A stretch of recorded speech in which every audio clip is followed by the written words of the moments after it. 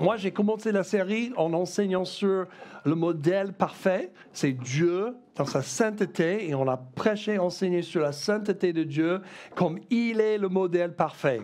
Et la deuxième semaine, on a creusé, Théa qui a enseigné plutôt sur qu'est-ce qui s'est passé. Le modèle ou le schéma parfait, relation avec Dieu a été brisé par rapport du péché d'Adam et Ève. Et qu'est-ce qui s'est passé? Ils ont décidé de désobéir à Dieu. Et quand ils ont désobéi à Dieu, ils ont obéi à quelqu'un d'autre. À qui? Le diable. Donc, ils ont pris la nature de celui qui suit. Donc, toujours la même chose. Qui tu obéis, tu vas prendre leur nature. Fais attention à l'entourage. Si tu suis la foule, tu deviens un fou. C'est vraiment puissant à qui tu écoutes. Et ce modèle qui était parfait par Dieu, une relation avec Dieu parfaite, esprit à esprit a été brisé et l'homme est tombé et l'homme est dans une mauvaise situation, séparé de la gloire de Dieu, dit Paul en Romains. Et c'est important à penser à ça parce que quand on regarde le narratif complètement global de ce que la Bible explique, on voit ça clairement que Dieu et l'homme a été créé pour être en relation un avec Dieu. Le modèle brisé, c'est l'homme qui pêche. Mais maintenant, troisième séance, c'est le modèle révélé encore à homme. Donc aujourd'hui, on va parler de prochaine étape dans le grand narratif de Dieu biblique. Qu'est-ce qui s'est passé après l'homme a fait suivre la nature du diable et commence à devenir pécheresse? La nature pécheresse, c'est-à-dire que c'est cette chose en nous, on est né avec comme un ADN qui nous penche vers le mal, qui nous courbe vers le mal. Et si tu ajoutes un chouïa de mauvaise éducation, mauvais élevage, ou, comme les vaches non, je parle honnêtement d'ici, ce n'est pas un faux pas. Et quand tu regardes ce mélange, tu peux produire les meilleurs pêcheurs et les pires pêcheurs. Mais tout le monde est pêcheur.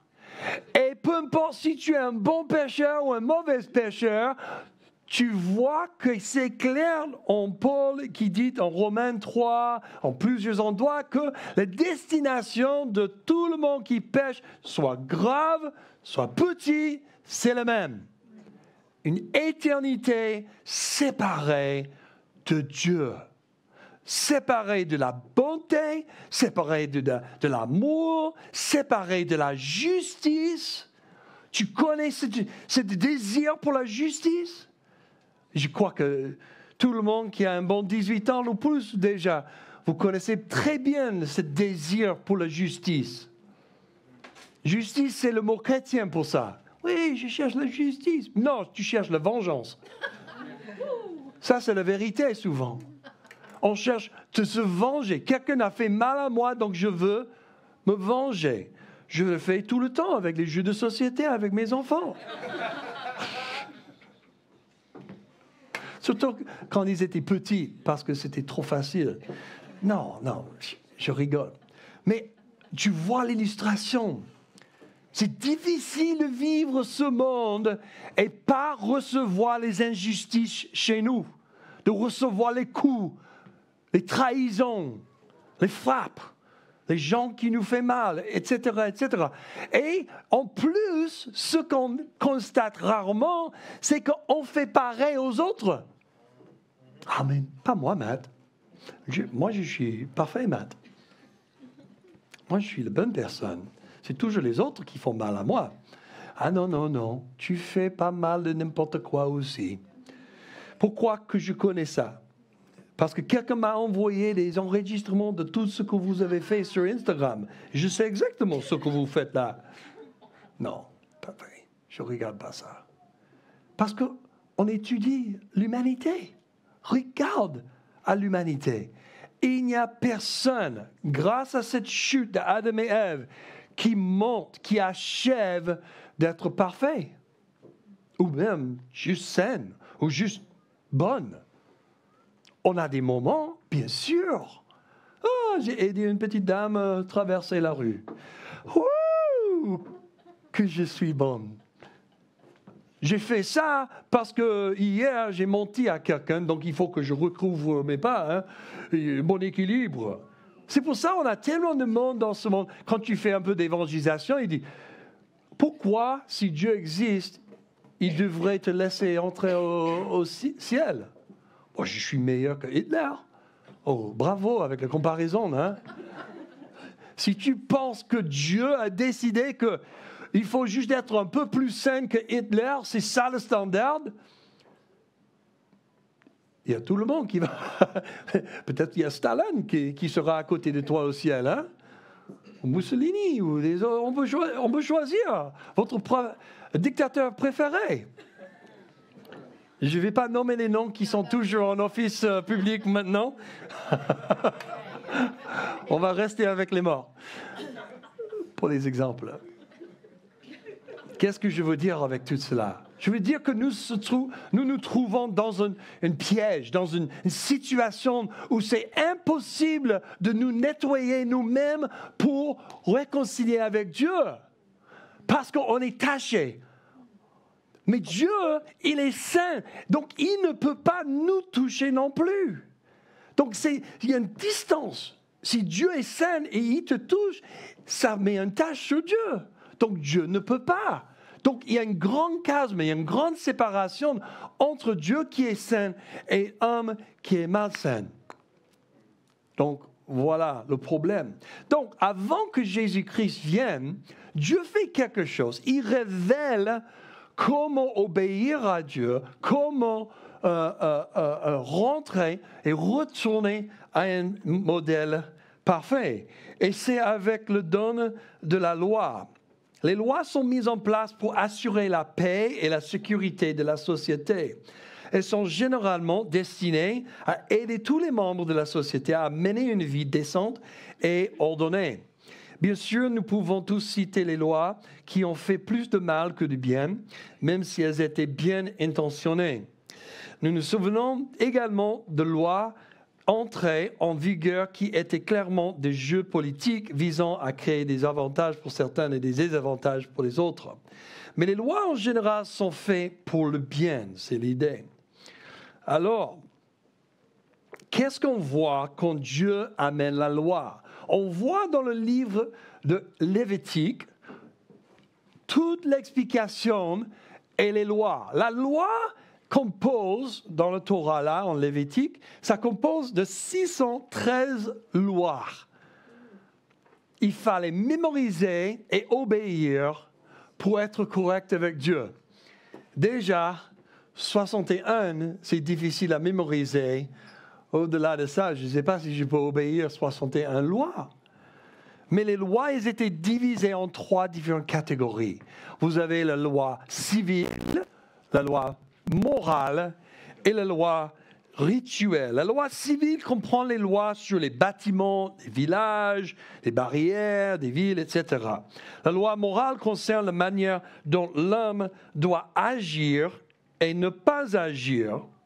Et la loi rituelle concerne la manière de faire des offrandes pour l'action de grâce, le repentir, le jour annuel d'expiation, Yom Kippur, et aussi les purifications. Donc, vous avez 3 catégories données parmi les 613 lois.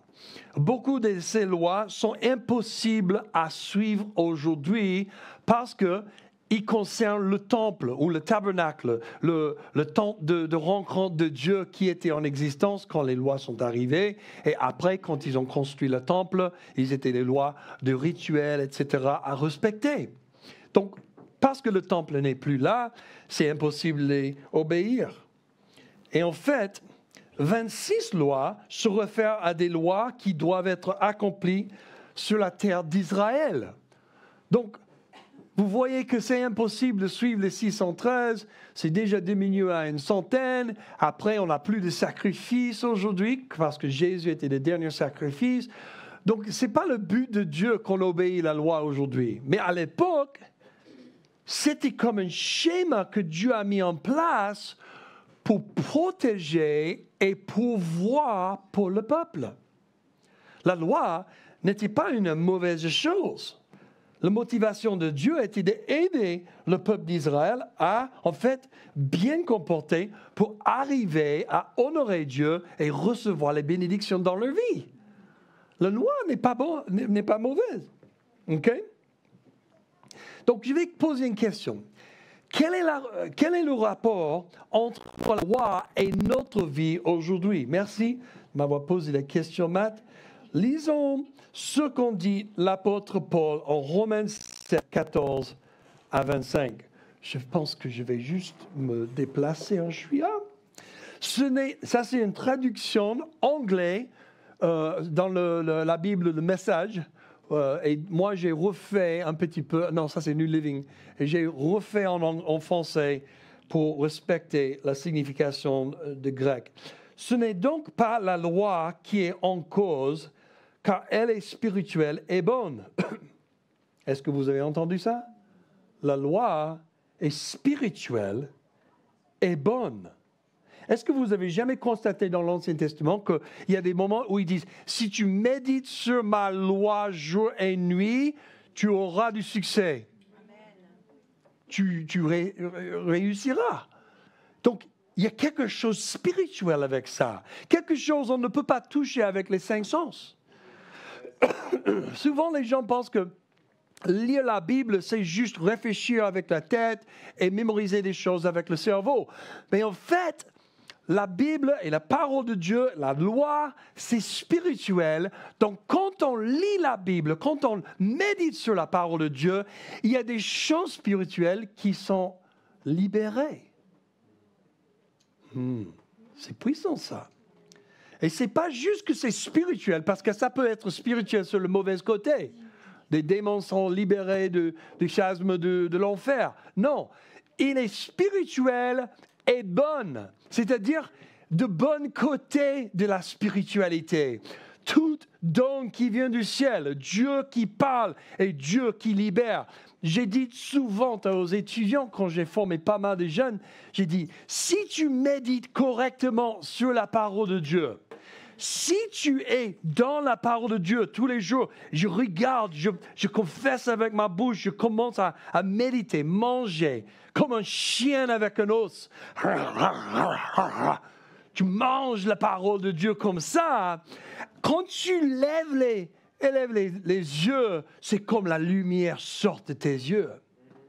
Parce que tu as avalé quelque chose de bon côté spirituel et tu ne peux pas laisser ce moment sans être transformé.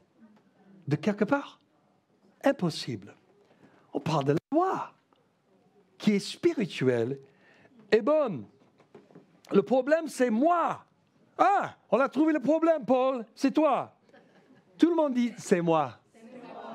Maintenant, tout le monde dit, c'est moi le problème. Car je ne suis qu'un être humain esclave du péché. Je ne me comprends pas moi-même. Car je veux faire ce qui est juste, mais je ne le fais pas. Au contraire, je fais ce que je déteste. Mais si je sais que ce que je fais est mal, cela montre que je reconnais que la loi est bonne.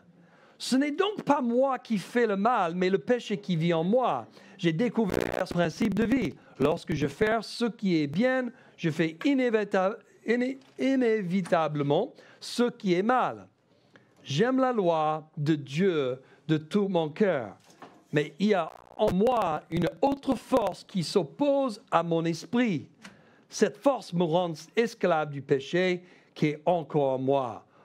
Oh, que je suis malheureux.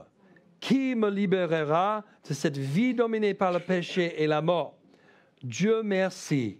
La réponse est en Jésus-Christ, notre Seigneur. Quel passage! Tu sais qu'il y a beaucoup de chrétiens qui aiment bien de juste jeter l'Ancien Testament dès qu'ils sont sauvés, dès qu'ils sont en train de marcher avec Jésus. Donc, ils vont jeter tout l'Ancien Testament en disant que ça, c'est la loi. Maintenant, on n'est plus sur la loi.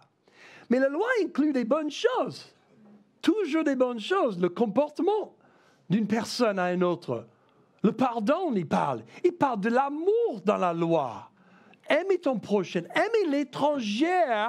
Quand il est dans le terrain, il ne faut pas ramasser toute la moisson sur les coins de ton champ pour que les étrangers puissent avoir quelque chose à manger et les pauvres.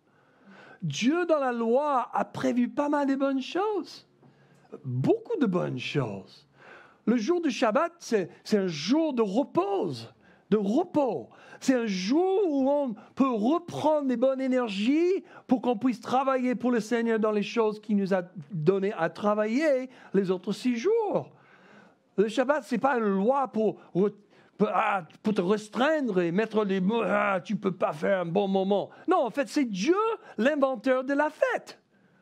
5 fois par an, il a invité tout le monde, 3 fois, obligé de retourner à Jérusalem pendant normalement une bonne semaine, juste pour fêter Dieu. Manger. Ils étaient des Sud-Africains à l'époque. Hein? Ils avaient un braai, un barbecue, sans arrêter. Sans arrêter. Par contre, il n'y a pas de porc, il n'y a pas de certaines autres choses aussi. Après... Donc, beaucoup d'agneaux. Mais en bref, c'est Dieu qui a inventé la fête. C'est Dieu qui a inventé toutes ces choses. La loi n'était pas là pour nous dire que tu ne peux pas vivre. C'était pour nous protéger des malins qui existaient sur la terre grâce à la chute ou à cause de la chute. Tu vois, on avait besoin de protection dès qu'on a déconnecté de la présence de Dieu, une connexion avec Dieu. On avait besoin aussi de la provision. Quand tu vois la malédiction qui est tombée sur Adam et Ève dans le jardin, vous allez gratter par terre pour implanter des plantes et des légumes, etc. Vous allez gratter dans cette vie pour avoir ce qu'il faut pour bien vivre. C'est-à-dire que quand ils ont désobéi Dieu et ils ont pris une nature pécheresse, c'est pas que ça. Il y avait une malédiction qui tombait en dessous en plus. Donc, mais Dieu a révélé la loi pour donner la protection et la provision, même s'ils étaient tombés à l'intérieur dans la nature. Oh, la miséricorde de Dieu est énorme. La grâce de Dieu est énorme. Toutes ces choses sont bonnes. C'est toujours bon de ne pas tuer quelqu'un. Quand on regarde la loi, on peut pas dire « Non, non, je ne suis plus sous la loi. Maintenant, je peux tuer les gens ?» Ah non, certainement pas. Maintenant, je peux commettre l'adultère? Non, certainement pas. Mais en fait, quand on regarde Jésus, il reprend toutes ces lois pour dire que non, ce n'est pas une question de jeter la loi, c'est une question d'accomplir la loi. Et même comprendre que la loi parle des extérieurs qui sont de fruits de quelque chose, un problème de l'intérieur. Et quand il parlait de l'adultère, il dit, hey, tu sais que les 10 commandements, ils disent, il ne faut pas commettre l'adultère, un adultère. Ils disent, ah bon? Mais moi, je vous dis, si tu regardes une autre personne avec le lust, avec le convoitise dans ton cœur, tu as déjà commis l'adultère. Oh, ouais, attends là. Ça, c'est un peu trop, Jésus. Je me souviens bien quand j'ai essayé de servir Dieu religieusement ma première année dans mes études à 19 ans. Et j'ai lu ces versets, j'ai dit, oh, je suis un jeune homme dans ma prime, la vie, vigueur. La seule solution que j'ai trouvée, c'était quoi?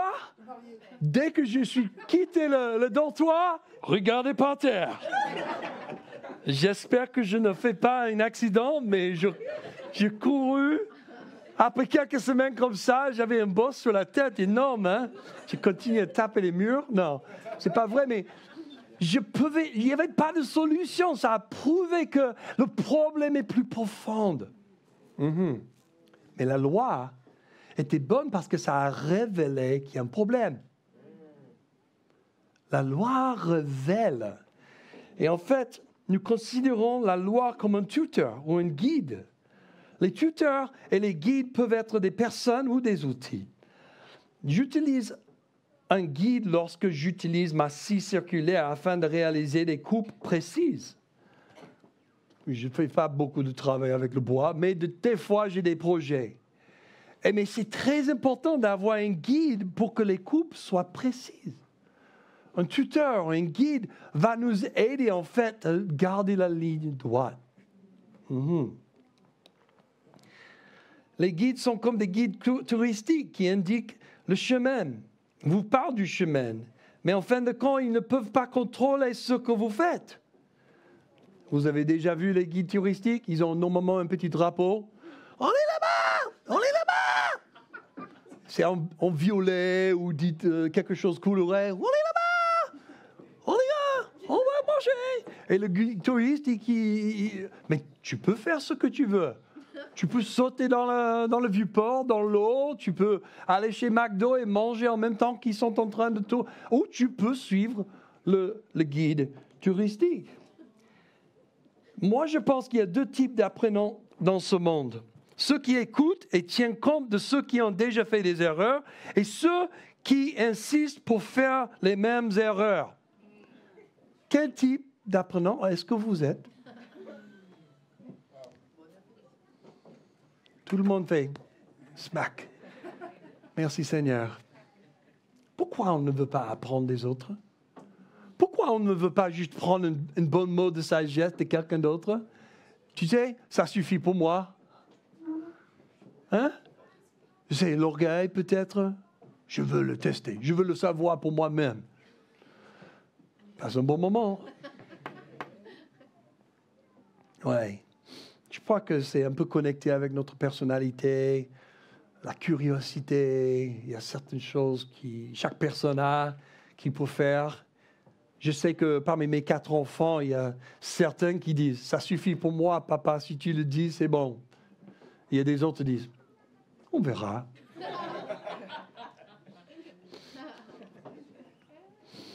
En Galates 3, 23 à 27, on a un autre verset bien composé. Ça, c'est Paul aussi qui a écrit ça. Il a dit « Jusque ce que nous soyons mûrs pour répondre librement par la foi au Dieu vivant, nous avons été soigneusement entourés et protégés par la loi mosaïque. » Est-ce que vous voyez ça? Nous avons été soigneusement entourés et protégés par la loi mosaïque. La loi était comme ces précepteurs grecs que vous connaissez, qui accompagnent les enfants à l'école et les protègent contre les dangers et les distractions, en veillant à ce que les enfants arrivent vraiment à l'endroit où ils sont partis.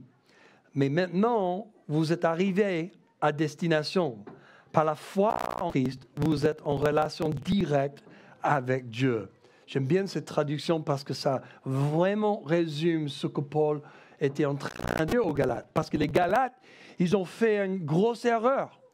Ils ont bien démarré avec le Seigneur, sauvés par la grâce, par la foi, mais il y avait des autres enseignants qui sont passés chez eux et commençaient à dire « Non, il faut que tu fasses comme ça. » Ils ont représenté certaines lois à suivre, comme la circoncision, etc. Et tu dis « Mais attends là, Paul revient pour dire « Hey, oh, stop. C'est pas comme ça que tu as été sauvé. C'est pas comme ça que tu as été sanctifié avant que je suis parti. » Mais tout d'un coup, quelqu'un ramène la loi. Tu sais que dans toute cette narrative de l'histoire biblique, on voit dans l'Ancien Testament Dieu qui amène la vérité ou la loi, ou une parole prophétique qui dit « retourne à la loi », et les Israélites, ils se repentissent, et après, ils retournent aux bénédictions, et la protection, et après ils deviennent confortables, c'est la luxe, et après ils tombent paresseux, commencent à louer les autres idoles, et ils retournent dans le bout, et après un peu de souffrance, oh Dieu sauve-nous. Et le schéma se répète, un autre prophète vient, un autre enseignant, un autre juge, et ils répètent ce processus. J'ai jugé les Israélites quand j'étais jeune dans ma foi. Maintenant, je me trouve chez les Israélites dans l'Ancien Testament. Combien de fois est-ce que j'ai répété le mauvais schéma dans ma vie? Oh, bien sûr, je ne suis pas si pire que quand j'avais 20 ans. Hein? J'ai amélioré un petit chouïard depuis ce moment-là. Mais c'est pas... Il y a toujours quelqu'un dans l'audience.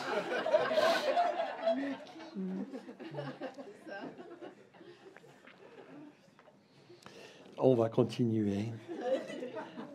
Galates 2, 19 à 21.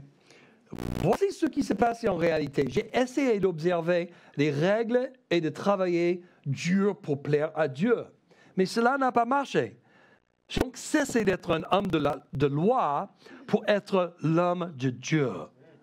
La vie du Christ m'a montré comment faire et m'a permis de le faire. Je me suis complètement identifié à lui. En effet, j'ai été crucifié avec le Christ. Mon ego n'est plus central.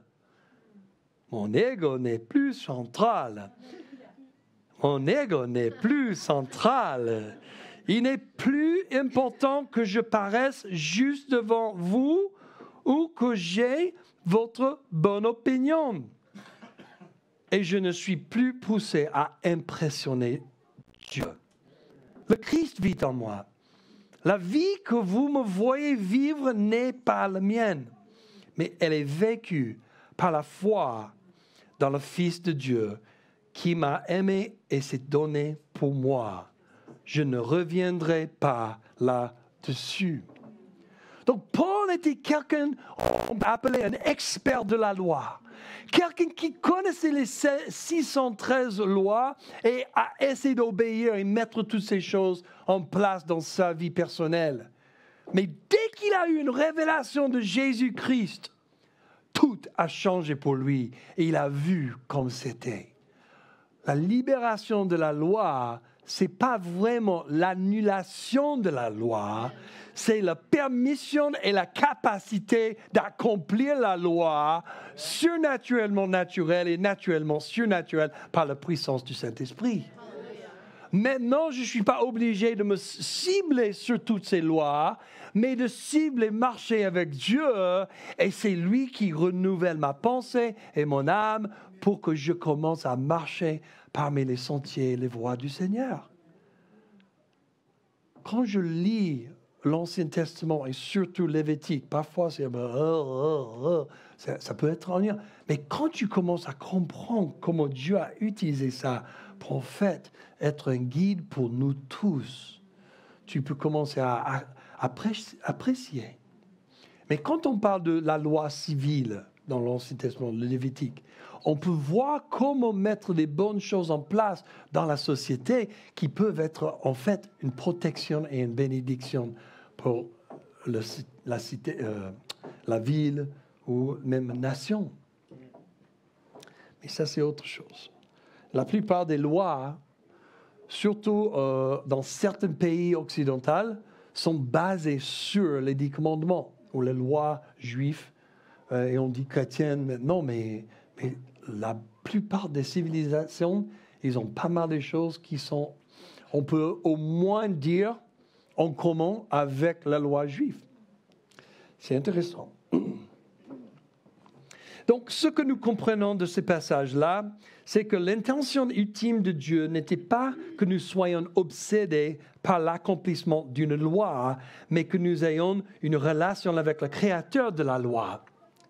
Deuxièmement, l'intention ultime de Dieu était que la loi nous guide vers le Christ et non qu'elle devienne notre Christ. Maintenant que nous sommes en relation directe avec Dieu, nous ne disons pas que la loi est mauvaise ou à rejeter parce qu'elle vient de Dieu et qu'elle est donc bonne. Nous devons réajuster notre relation avec la loi. L'ego est très impliqué dans le légalisme. Nous aimons que les autres pensent du bien de nous. Je vais expliquer, ok? Quand je dis l'ego est très impliqué dans le légalisme, C'est important à savoir parce que je cible un petit peu ce qu'il a dit. L'ego n'est plus central. Avant, c'était pour lui-même. Il voulait montrer combien il était un homme de la loi. Avant, il voulait impressionner Dieu et les hommes. On voyait ça dans le dernier passage. Mais je cible l'ego pour quelques secondes ici. L'ego est très impliqué dans le légalisme. Nous aimons que les autres pensent du bien de nous. Lorsque nous vivons pas en sécurité dans l'amour de Dieu, nous recherchons l'amour en agissant. Lorsque nous goûtons un peu à cet amour, il ne nous satisfait pas parce qu'il est humain et vicié et qui n'est pas destiné à nous satisfaire éternellement. Alors, au lieu de nous tourner vers Dieu, nous recommençons et revenons sans cesse aux efforts humains pour nous faire aimer. Nos égos s'entremêlent et nous tirons notre identité de ce que nous faisons par amour au lieu de ce que nous sommes dans l'amour de Dieu. Est-ce que vous comprenez ça? Parce que ça, c'est un cycle vicieux de l'ennemi.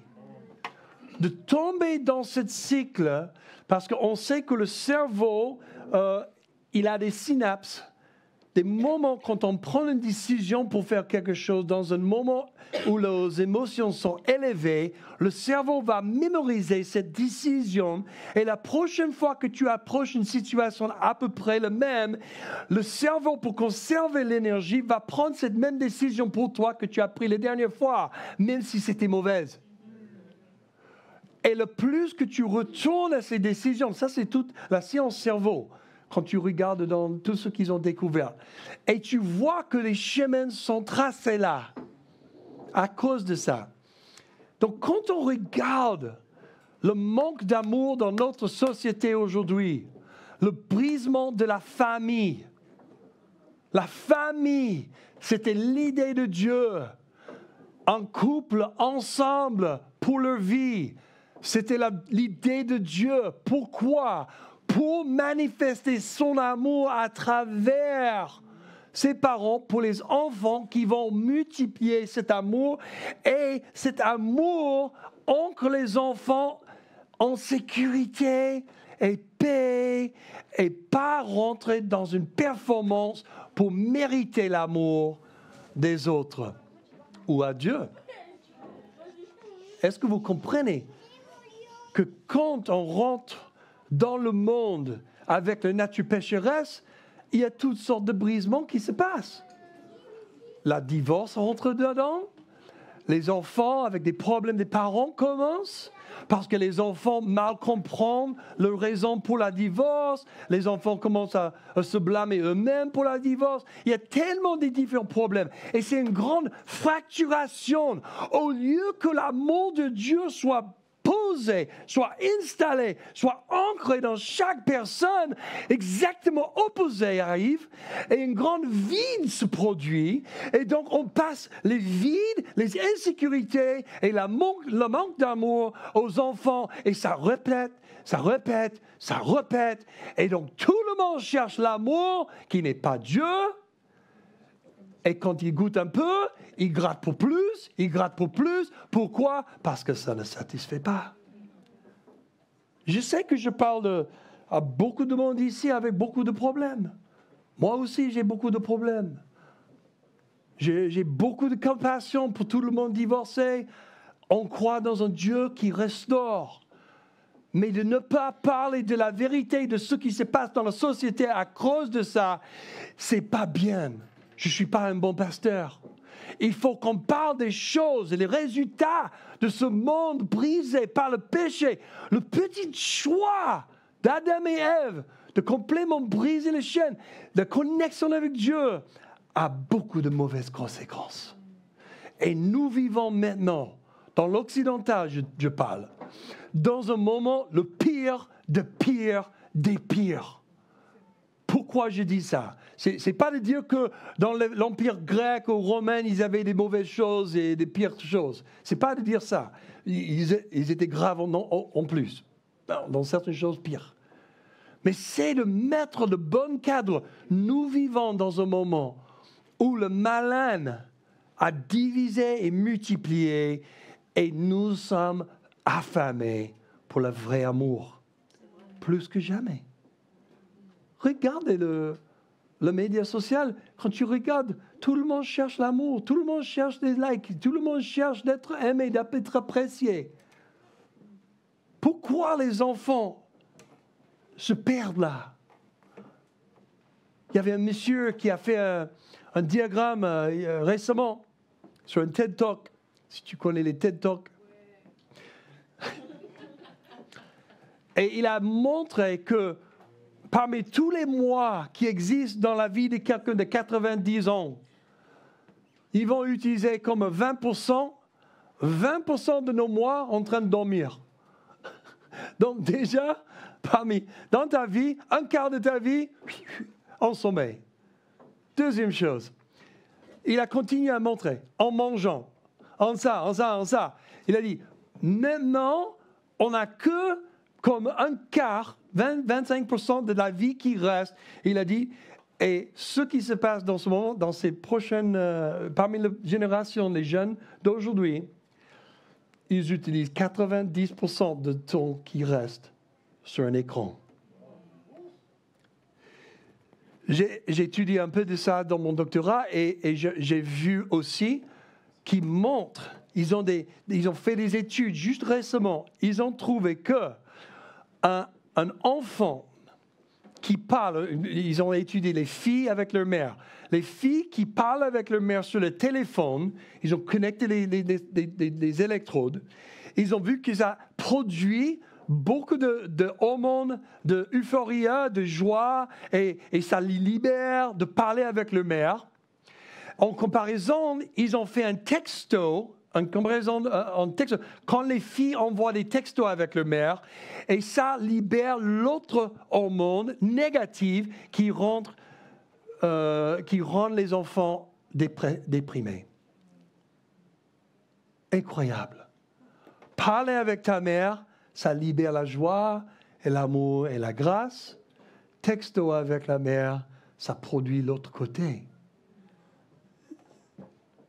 Hey, on a besoin de se réveiller. Dieu t'aime où tu es. Il t'aime. Point. Il ne va jamais t'aimer plus qu'il t'aime dans ce moment-là.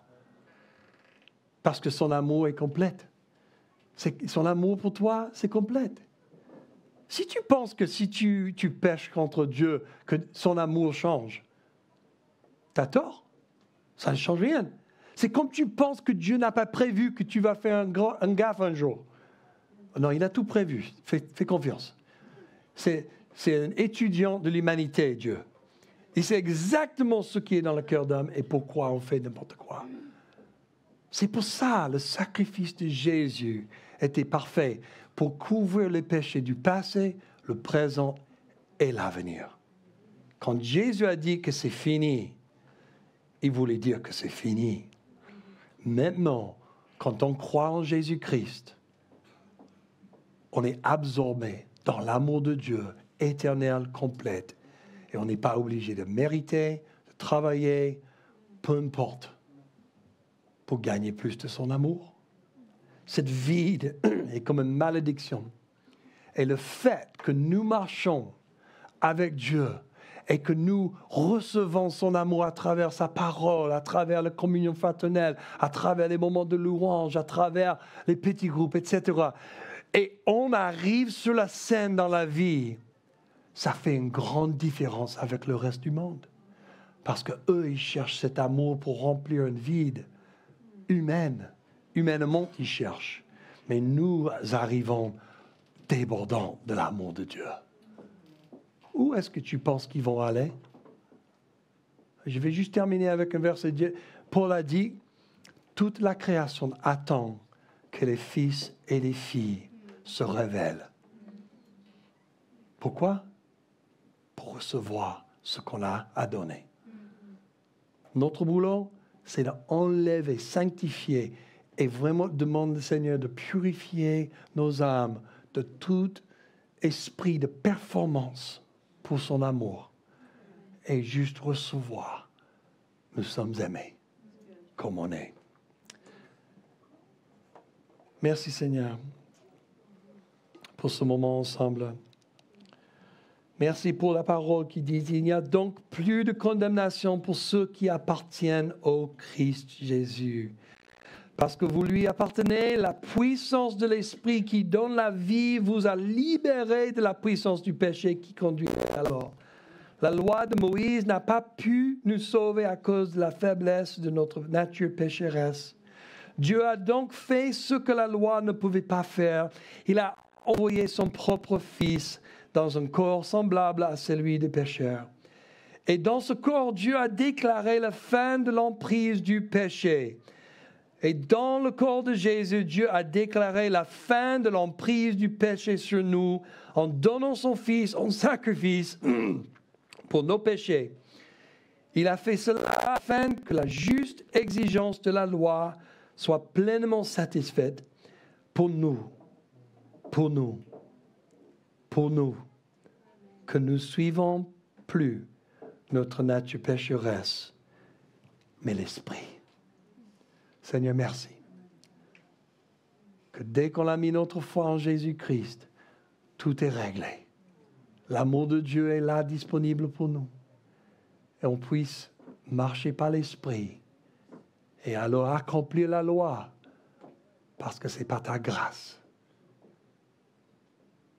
Papa, je prie aujourd'hui pour une infusion de ton amour, une infusion d'acceptation, une adoption dans la famille de Dieu qui efface tout esprit d'orphelin qui traîne dans nos cerveaux, dans notre pensée, nos âmes. Qu'on puisse être le peuple de Dieu révélé à cette génération. Au nom de Jésus. Amen.